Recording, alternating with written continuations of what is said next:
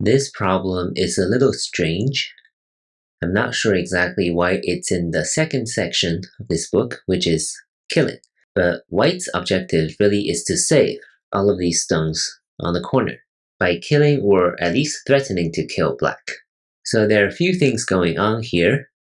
White is in a capture race against these two black stones. And white can potentially cut here and start a fight with these three black stones as well. But of course, white cannot push this way because now black can capture white very easily. So white's first move has to be this connection. Now black has three choices. If black plays here, white can extend back. And now these two black stones will die this way. There's no way black can win this race to capture. You can try some of the variations on your own, and because there's a white stone on the outside, so black actually cannot play this move. This will just result in failure because now white will cut here or make a living shape here, and black can only play one of these moves. So black will fail this way after 4 and 5. So number 2 is not okay because it will just give white these two black stones. And if black captures this one white stone, it's also pretty easy for white. White can push through here and cut. And now these three black stones will be dead. But of course you can say black can try to save these stones by playing like this. So now white has escaped for the purpose of our problem, and white also succeeds, even though both black groups are alive for now. So this is really not a killing problem. So the correct sequence here does not necessarily result in a killing of black stones. But again, number 2 will let white have it too easy. So what's the third option for black? It's this crawl.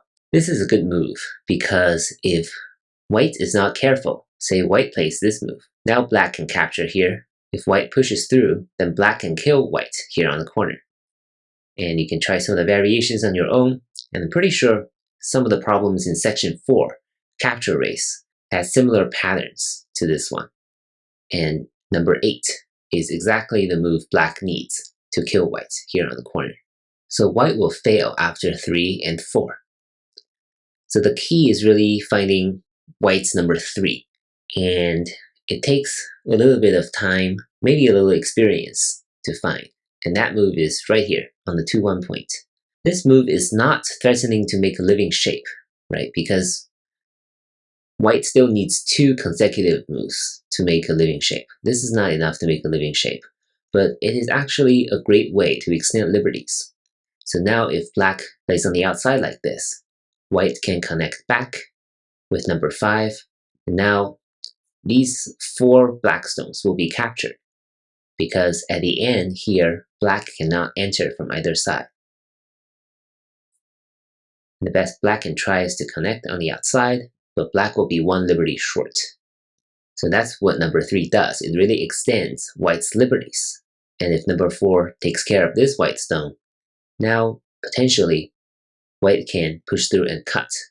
There's no way black can win this race to capture, even if it tries. Here on the outside, white should play number 13, threatening to cut here. And this doesn't really help black extend liberties.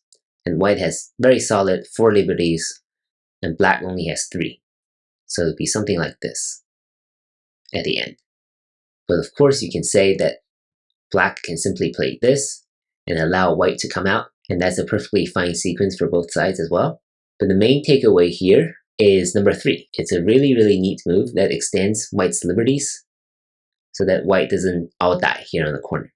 Again, overall, problem is a little strange, but I hope the explanation made sense. Thank you for watching.